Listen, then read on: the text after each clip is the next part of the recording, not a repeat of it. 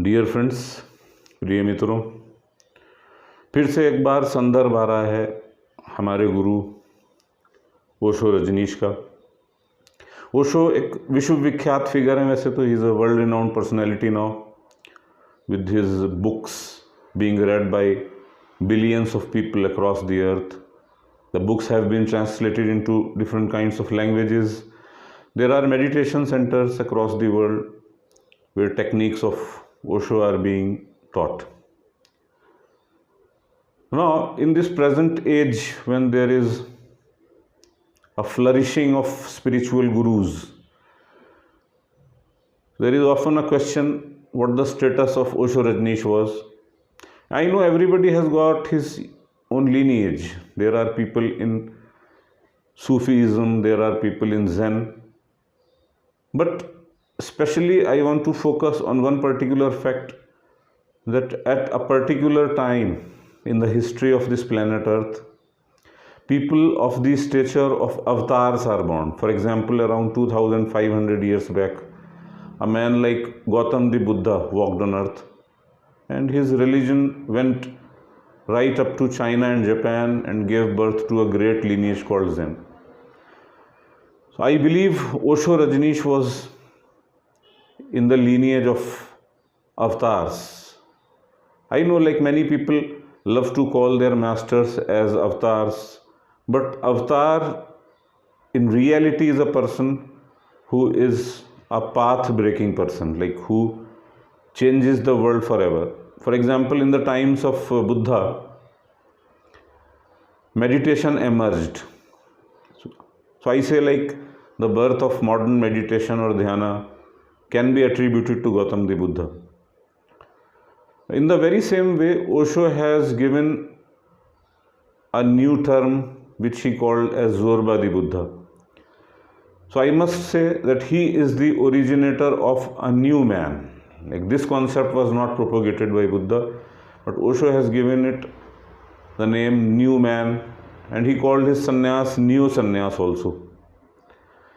He was in favor of a human being who is not only rich in his roots, in his interiority, but is also rich on the outside, who has got roots and who has got leaves and flowers also.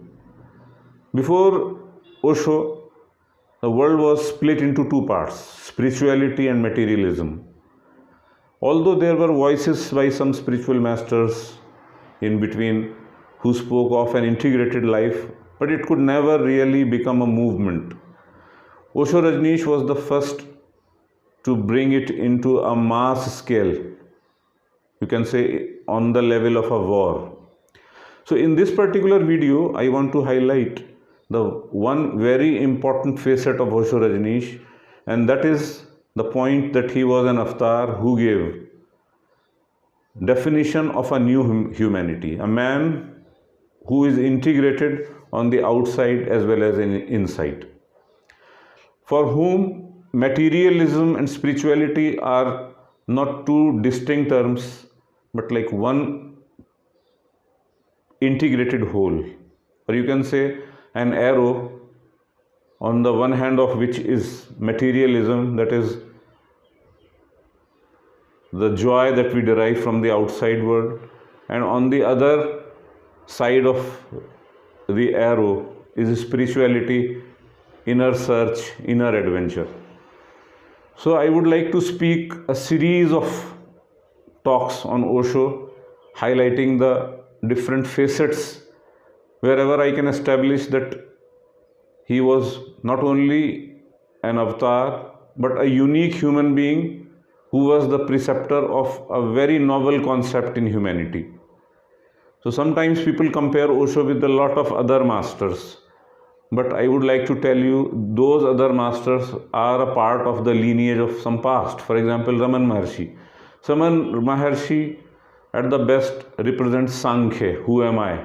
That is the same dhara, that is the same flow that has been coming down from the times of Ashtavakra. Then there have been devotees, there have been people like Chaitanya Mahaprabhu and all. So all of them, they represent the lineage of bhakti.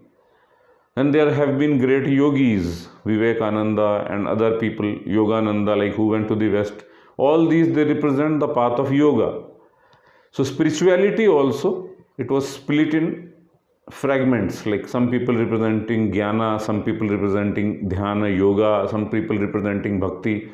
So there hasn't been any spiritual master, and mind my words, there hasn't been any spiritual master who could integrate the three segments, that is Gyan, Yog, Bhakti, and the fourth one, that is Karma, which connects you to the outside world while engaged in your meditations. In this sense, I'll say Osho Rajneesh is only preceded by the great Lord Krishna, who has spoken on all the yogas. But even though Krishna has enunciated his truth in Bhagavad Gita, we needed a practical example of the same. We needed some master to create a practical laboratory. And an avatar was needed in this time. So Buddha was the avatar of meditation, because those were absolutely dark ages when people needed to evolve into meditation. Over the time, meditation went to Japan and China, and there was a great upsurge of materialism in last few centuries. Meditation was lost. So there was needed a master who could revive meditation and also make it contemporary, in the sense that he connects it to the outside material normal world which we are enjoying and living in. So in this first video, I have spoken upon the fact that Osho is not a part of any lineage, but he is the preceptor of a new lineage.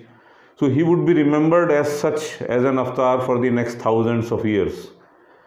In fact, today only I was listening to one particular man who is called as Ashish Shukla, and he was somewhere comparing between J. Krishnamurti and Osho. And here I would like to highlight the fact that J. Krishnamurti, like even though he was a great master, he influenced the West, and he was a very unique master in his own right, but he was a very small subset of Osho, because what he was speaking was also nothing but Buddha redefined. Like Buddha said, like apadipo bhava, be a light unto yourself. And J. Krishnamurti was also repeating the same. Be a light unto yourself. You don't need any master. That's what Buddha exactly said. You don't need any master. So what am I doing? I am just a finger pointing to the moon. And J. Krishnamurti was doing the same. But Osho didn't belong to the class of Buddha. He even did not belong to the class of any sect of devotion. He didn't belong to the path of karma. So he was an amalgamation of all, and yet he was distinct and had his own vision on things. So this was an introductory video on Osho and why I call him an avatar of this new age.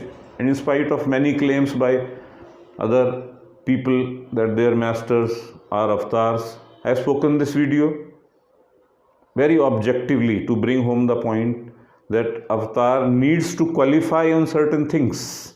He needs to qualify on certain criteria that prove and set that this particular man was an avatar.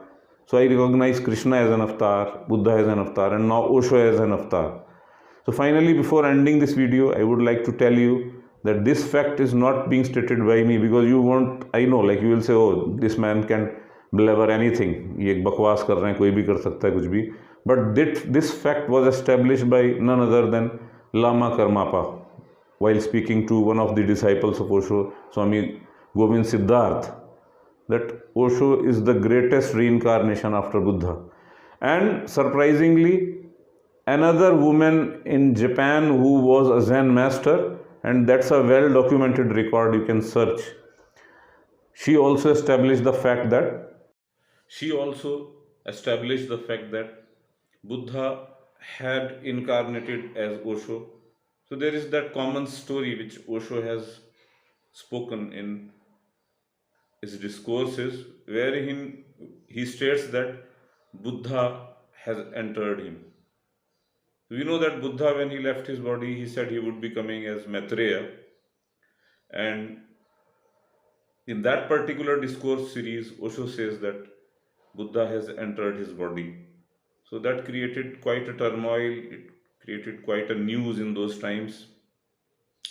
But finally, this lady, the Zen master, set seal to this fact, Not only this, she collected money from Japan government and came all the way to see Osho Rajneesh, who she believed was Buddha incarnated. Though Osho said that Buddha had entered him for a few days and then left. But she could recognize this fact sitting in Japan when somebody showed him the photograph of Osho. So much for now, and I'll be continuing with more talks on Osho Rajneesh and why I believe that he is the incarnation of present times, not only of the present times, but will be the incarnation for next 2000 years. Thank you.